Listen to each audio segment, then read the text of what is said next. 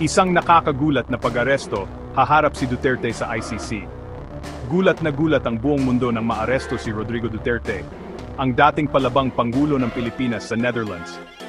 Dahil sa bintang na crimes against humanity, ang pag-aresto kay Duterte ay nagdulot ng matinding pagkabigla sa buong mundo.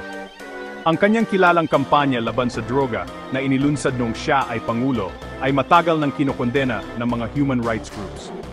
Ang International Criminal Court na nakabase sa The Hague ay nag-issue ng warrant of arrest para sa kanya dahil sa kanyang umano'y kinalaman sa libo-libong extrajudicial killings.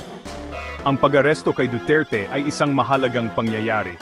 Ito ang unang pagkakataon na isang dating Pangulo ng Pilipinas ang humarap sa ganito kabigat na mga kaso sa pandaigdigang hukuman. Ang pagsasakdal ng ICC ay nakatuon sa brutal na mga pamamarang ginamit noong kampanya laban sa droga. Libo-libong umano'y mga gumagamit at nagtutulak ng droga ang napatay sa mga operasyon na kadalasang nababalot ng lihim at umano'y extrajudicial killings. Ang gobyerno ng Pilipinas sa ilalim ng pamumuno ni Duterte ay umalis sa ICC noong taong 2019 na inaangkin na ang panghihimasok ng korte ay lumalabag sa pambansang soberanya.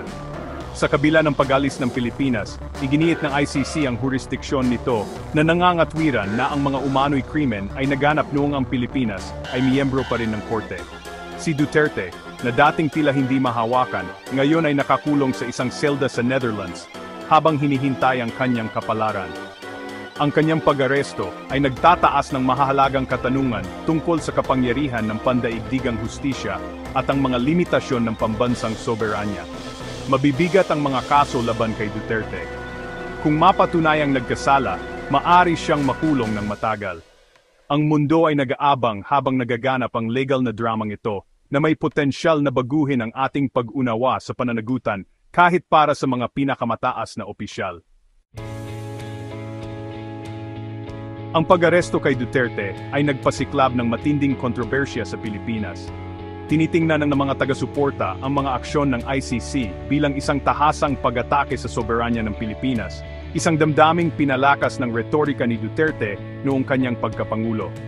Ikinakatwiran nila na ang dating Pangulo ay inihalal ng demokratiko at kumilos sa loob ng kanyang mandato upang labanan ang problema sa droga ng bansa. Pinapanatili ng kanyang mga taga-suporta na hindi patas na pinupuntirya ng ICC si Duterte, habang ipinipikit ang mga mata sa mga katulad na umano'y pagkakasala sa ibang bahagi ng mundo.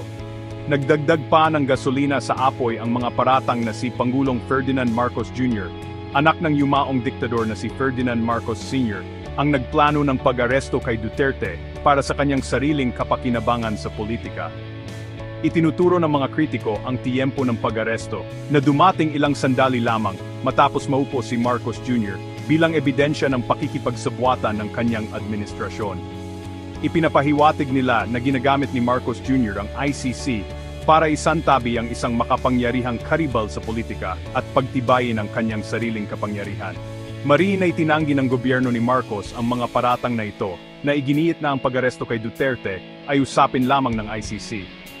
Ikinakatwiran nila na ang Pilipinas bilang isang soberanong bansa ay iginagalang ang batas at mga pandaigdigang institusyon. Gayunpaman, ang mga katyakang ito ay hindi sapat para mapawi ang mga hinala ng mga taga-suporta ni Duterte na tinitingnan ang buong pangyayari bilang isang pangangaso ng mangkukulam na may motibong pampolitika. Ang epekto sa politika ng pag-aresto kay Duterte ay malamang na maging makabuluhan. Mas lalo nitong pinaghiwalay ang isang bansang hatina kung saan ang ilang mga Pilipino ay sumusuporta sa mga aksyon ng ICC, habang ang iba ay tinitingnan ito bilang panghihimasok ng dayuhan.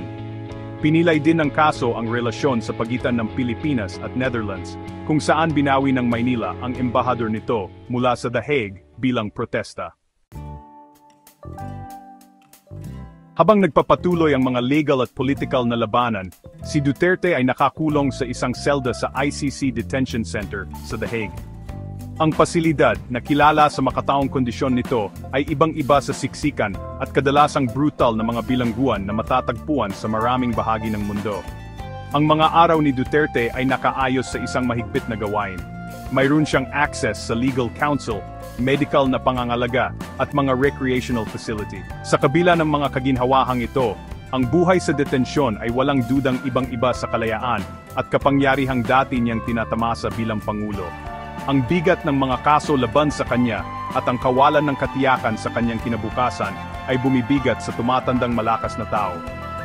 Habang umuusad ang mga legal na proseso, ang legal team ni Duterte ay naghahanda ng isang masigasig na depensa.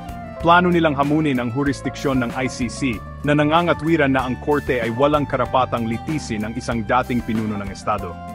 Kukuwestiyonin din nila ang mga kaso laban kay Duterte na inaangkin na ang ebidensya ay hindi sapat para magpataw ng hatol. Ang legal na labanan ni Duterte ay inaasahang magiging matagal at komplikado. Ang ICC ay tumatakbo sa ilalim ng ibang legal na sistema kaysa sa Pilipinas, at ang mga komplikasyon ng batas internasyonal ay walang dudang gaganap. Ang pag-aresto kay Rodrigo Duterte ay kumakatawan sa isang mahalagang sandali para sa batas internasyonal at sa lehitimidad ng ICC. Ang kanyang kaso ay magsisilbing pagsubok sa kakayahan ng korte na panagutin ang mga makapangyarihang tao, kahit na harapin ang matinding pagsalungat mula sa mga soberanong estado. Ang resulta ng paglilitis kay Duterte ay magkakaroon ng malawak na epekto na huhubog sa kinabukasan ng pandaigdigang hustisyang kriminal. Kung si Duterte ay mapapatunayang nagkasala, magpapadala ito ng isang malakas na mensahe na kahit na ang mga pinuno ng estado ay hindi nakahihigit sa batas. Magtatakda ito ng isang halimbawa para sa pagpapanagot sa mga pinuno para sa mga krimen laban sa sangkatauhan na posibleng pumigil sa mga karumal-dumal na krimen sa hinaharap. Gayunpaman, ang pagpapawalang sala o pagbasura sa mga kaso ay magiging isang malaking kabiguan para sa ICC, nasisira sa kredibilidad nito at magpapalakas ng loob sa mga autoritaryan na pinuno sa buong mundo. Muling pinag-uusapan ang kaso ni Duterte tungkol sa pinaniniwalaang pagkiling ng ICC laban sa mga bansang Aprikano at Asyano. Ikinakatwiran ng mga kritiko na hindi proporsyonal na pinupuntirya ng korte ang mga pinuno mula sa umuunlad na mundo habang binabalewala ang mga umano'y krimen na ginawa ng mapangyarihang mga bansang kanluranin. Itinuturo nila ang kabiguan ng ICC na usigin ang dating Pangulo ng US na si George W. Bush para sa digmaan sa Iraq bilang ebidensya ng dobleng pamantayan na ito. Ikinakatwiran ng mga taga-suporta ng ICC na ang korte ay isang mahalagang kasangkapan para sa pagpapanagot sa mga gumagawa ng malawakang kalupitan, anuman ang kanilang pinagmulan o kaugnayan sa politika. Ikinakatwiran nila na ang pagtuon ng ICC sa Africa at Asia ay sumasalamin sa paglaganap ng tunggalian at pang-aabuso sa karapatang pantao sa mga rehiyong ito, hindi anumang likas na pagkiling.